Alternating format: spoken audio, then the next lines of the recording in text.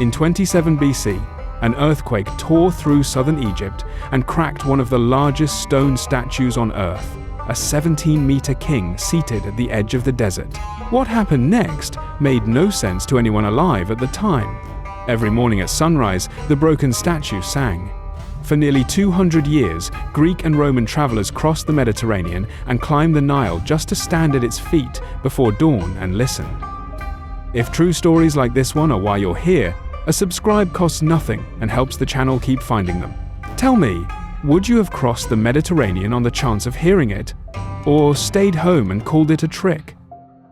Nearly 3,500 years ago, Amenhotep III ruled Egypt during one of its wealthiest and most secure periods, when the kingdom controlled trade routes stretching from Nubia deep into the Near East. He marked that wealth in stone. On the West Bank at Thebes, he raised a mortuary temple that was, in its day, the largest religious complex ever built in Egypt, larger even than the temple across the river at Karnak. Courtyard led into courtyard. Rows of colossal statues of the king stood behind an artificial harbor cut close enough to the Nile that boats could dock at its gate. Egyptians called a temple like this one a temple of millions of years, built to keep the king fed and honored by his priests long after his death, forever if the rites were kept up. None of that grandeur made the temple durable. Its builders had chosen low ground near the floodplain, and later kings, always hungry for finished stone, quarried its walls and pavements for their own monuments once Amenhotep III was gone. Between the floods and the scavenging, almost the entire temple disappeared within a few centuries. Only two structures were too enormous to carry away: the pair of colossal seated statues that had once flanked its main gate, carved from single blocks of quartzite and hauled several hundred kilometers down the Nile to stand 17 meters tall. Today, they are known as the Colossi of Memnon, though the king they were carved to represent had a different name entirely.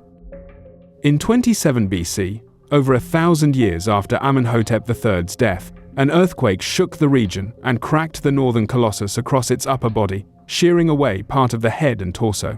Ancient writers recorded the damage plainly: one more casualty in a landscape already full of ruins.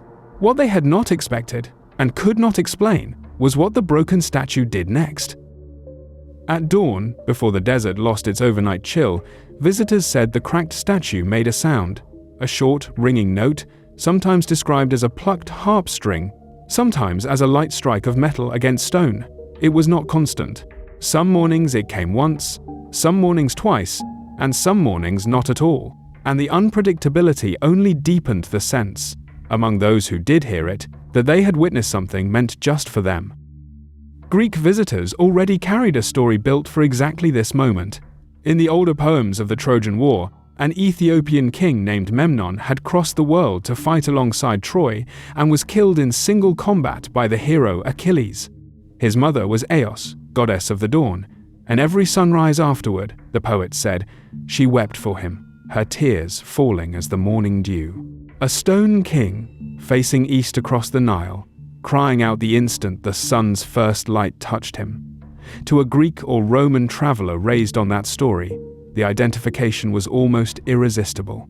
Within a generation or two, almost nobody called the statue by the name of the pharaoh who commissioned it. It had become Memnon, greeting his mother at the start of every day. The identification turned an already unusual ruin into something closer to a shrine. Nobody had built the Colossus to sing, and nobody had built it to be a dead Trojan hero. But once the story took hold, the statue's silence became nearly as newsworthy as its voice, and either one was reason enough to cross the Mediterranean to witness firsthand. For a Roman of means, reaching Thebes meant weeks of travel south from Alexandria by boat, through a landscape of temples and tombs that already felt impossibly old. Word of the singing statue spread through the Greek and Roman world anyway, and for the better part of 2 centuries, Thebes became a fixed stop for anyone wealthy enough to travel that far south along the Nile. The geographer Strabo passed through around 20 BC, not long after the crack first appeared, and left one of the earliest surviving accounts, describing a sound like a light blow striking the statue at the moment of sunrise. Travelers kept coming for 200 years after him, provincial officials, army officers, poets, and ordinary elite tourists, all making the climb up from the riverbank before dawn on the chance of hearing a dead king speak. Many of them left proof. More than 100 inscriptions survive, carved into the stone of the Colossus's legs and feet, in Greek and in Latin, some in careful prose and some in verse. Visitors recorded their names and titles, the date, and almost always the detail that mattered most, whether the statue had sung for them, and if so, how many times, and at what hour. Some wrote of hearing it on a first visit and returning years later hoping for it again. Others admitted, a little sheepishly, that they had waited through a cold morning and heard nothing at all. Even in antiquity, not everyone believed the voice belonged to a hero's ghost. Some ancient writers wondered whether priests were staging the sound by some hidden mechanism. The explanation most modern researchers favor is stranger than any trick and needs nobody hiding inside the stone. Through the cold desert night, dew collected inside the crack and the statue's naturally porous rock. The instant the first sunlight struck the exposed stone each morning, the surface heated far faster than the air and moisture trapped beneath it, and that sudden, uneven expansion sent a small vibration through the rock as the trapped air and moisture forced their way out through the fissure. One audible note, released at the exact hour, the myth said, a dead king greeted his mother.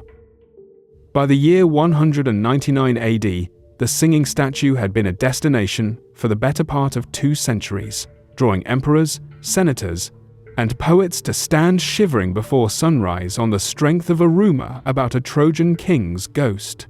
That year, touring the ancient monuments of Egypt, the Roman Emperor Septimius Severus ordered the damaged Colossus repaired.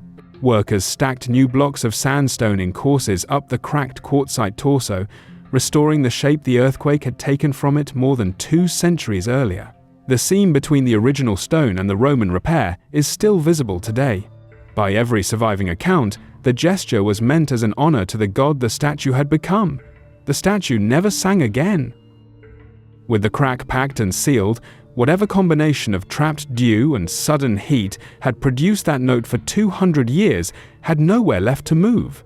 The pilgrims stopped coming. The inscriptions stopped accumulating. What Severus left behind was a repaired king, technically whole and permanently silent.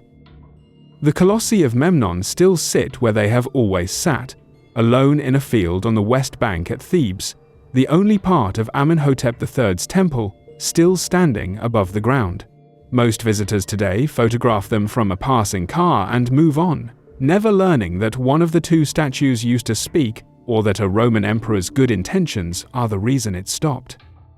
In recent decades, archaeologists working the fields around the Colossi have pulled more of Amenhotep III's temple back into view.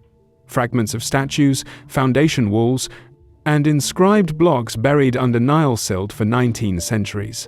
None of it has ever made a sound. That distinction still belongs to the 2 colossi standing where they always stood, in the open, in full view of a very long line of tourists. If a stone king singing at dawn is history you didn't know you needed, a like helps more people find it. Amenhotep III's own son tore down Egypt's gods and tried to worship only one. That story is next.